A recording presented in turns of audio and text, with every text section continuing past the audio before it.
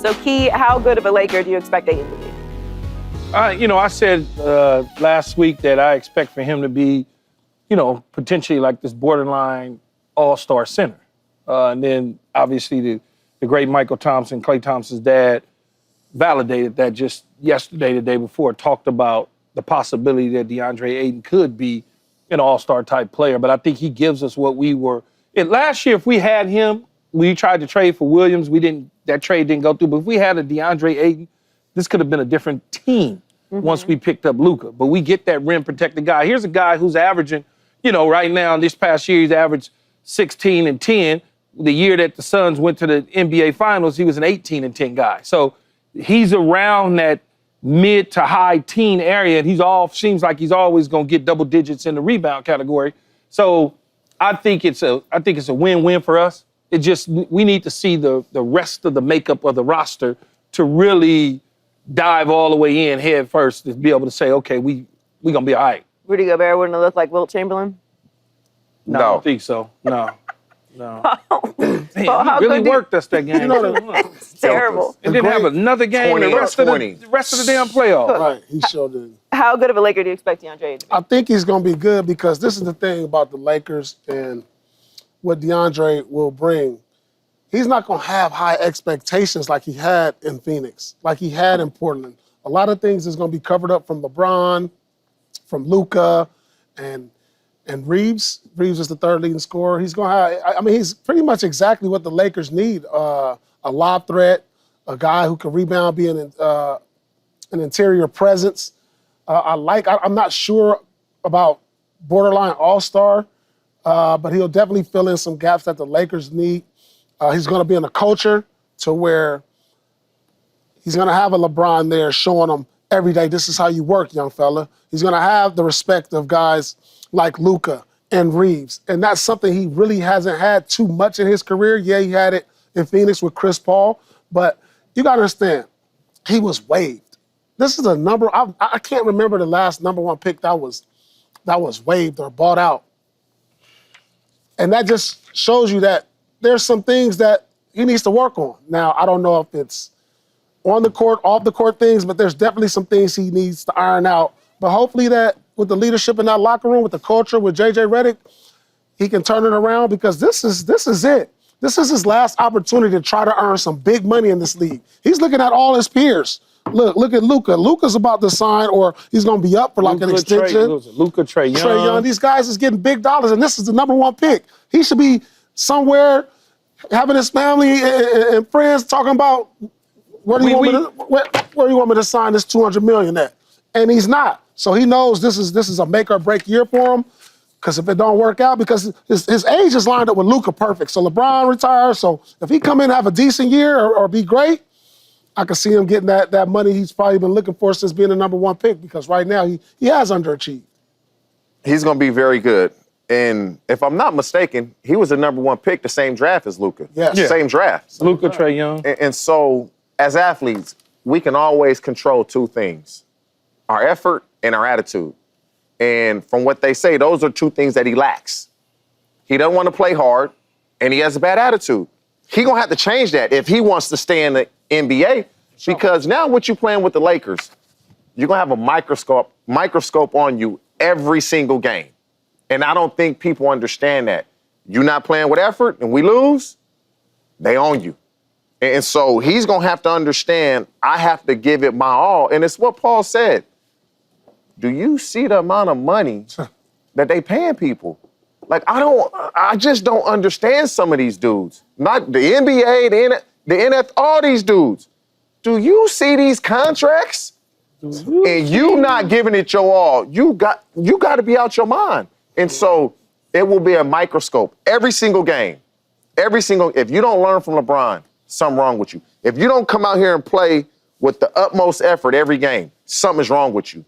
But I do expect him to turn it around. I do expect him to change the narrative that is out there about him, that he don't want to play hard, that he has an attitude. This is exactly what the Lakers need. A big that's athletic, that can catch a lob. And they say he can't play defense. When you're athletic, you can play defense if you want to. So that's going to be something that he can change that narrative also. So I expect him to have a very good season. He had the ninth most lobs last year and was only played in 40 games. So imagine now playing with Luka. Just playing with Luka within itself is going to give you more lobs. I agree with that. I think he'll do a nice job.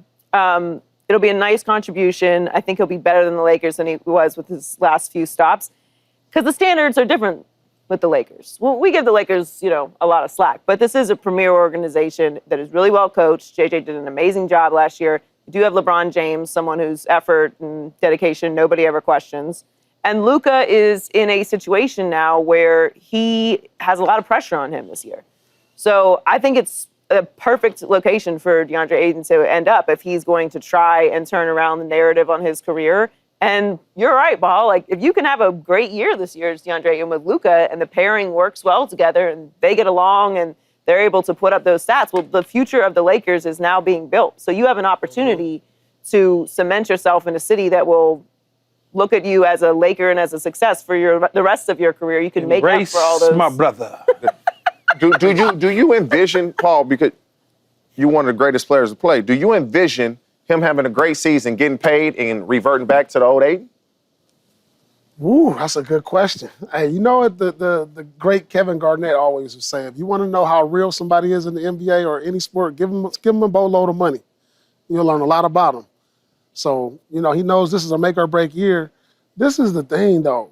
I'm looking at the roster, and if attitude and motor is his issue, that's the only thing he needs for the Laker team, because you ain't getting the ball like that. You got Luka averaging 30, LeBron averaging 20.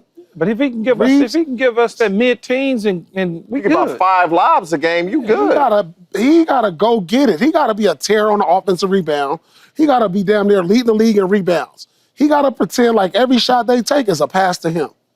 Like, seriously. That's how he gonna get his buckets. That's how he gonna get his buckets, and that's how he gonna get paid. If he come in there with the expectation that LeBron is gonna be like, post up, big fella, or Luka gonna be like, nah, youngster, get out of there, open up the lane, or come set a pick. That ain't happening, because that's what he wanted in Portland, and that's what he wanted in Phoenix. Patient this season. This is a tough one for me, because, like, as much as I like Bronny and how he's improved over the year, to be a rotation player, being that you're a 6'1", 2 guard, he has to show me that he can do one thing great. And I heard him say, he has to be a terror on the defensive side of the ball. Now, if he can show that to where he can be a lockdown defender, because think about this, and I always refer to Pat Beverly. Pat Beverly averaged like 35 in high school. He was a scorer, but he came into the league and said, hey, there's a bunch of scorers out here that can do a lot of things I can do. I got to figure out how I'm going to be on this court, how I'm going to be on this rotation. I got to change my mindset and my game. And that's what Bronny has to do. He has to figure it out. What are you going to do when you got guys that shoot lights out? He hasn't developed into a lights out shooter yet. Especially guys his size are usually lights out shooter, like Gabe Vincent or something. So he has to say, hey, I got to hang my hat on the defensive end. And that's one thing I'm going to be watching this summer, to see how intense he plays on the defensive end, picking up full court, causing havoc on that end. So if he can do that, then he can find a spot in this Lakers rotation, because when I'm looking at it, they need young energy, not a lot of defensive presence on this team, because we don't look at Connect as a defensive player. Reeves, Luka, they need some defensive presence. And if he can do that this summer and improve in that area, he can crack the lineup. Key? What are the minutes in a rotation, though? What am I looking for? Like, what am I trying to find? Am I trying Play to find day in and 12 day out? In every the quarters, minutes in the rotation is every night you in the rotation. Coming into this game, you're going to get such and such amount of time. Whether it's 12, 15 minutes, every night you coming in with 2 minutes left in the first quarter, or, as a rotation player, and it's going to be consistent most nights. See, I think it's going to be hard to do that for him right now. I think it's just going to be hard to do, because now they done went out and got Deandre Ayton. You got Luka, you got LeBron, you got Rui, you got Reeves there. This is a team that could make some noise depending on the rest of the shape of the roster as time goes by. That's why I think it's going to be a little hard for him to be able to steal 12, 15 minutes from a group of guys. Because now you're going to probably be dealing with some veteran dudes. You know, veteran dudes want to play. I don't care if, you know, Paul, I don't care if they're the 7th, 8th, they want to get on the floor. So they ain't going to want to hand you no minutes. So we back to what we were a year ago prior to him getting on the floor for the Lakers as how will the veteran players feel if they think he's not ready to get those minutes? When they came over for whatever reasons in free agency, through trades, whatever, to help the Lakers make a deep run in the playoffs. See, I don't think that he's ready than probably some of those guys that they may have an eye on out there. Like, for instance, Chris Paul. Like, you would rather have Chris Paul on the floor if he signs with the Lakers than Bronny. As a veteran player, you want that because that goal is trying to go somewhere. I don't know if that's going to be the case right now with him. I mean, he certainly showed some flashes again just the other night in 10 minutes and, you know, scored 10 points, 10 minutes, had the big, beautiful dunk. But again, it's the summer league.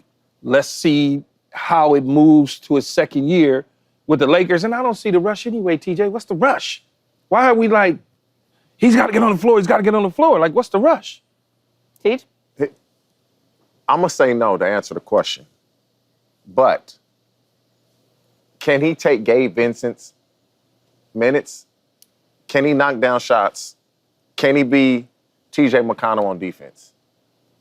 You're more athletic, you're about the same size. Can you pick guys up 94 feet and make it hard on them? Mm-hmm.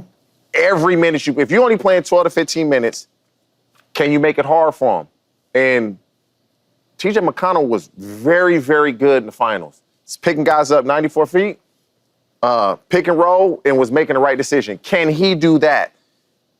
And it's possible, but he's going to have to take minutes from somebody.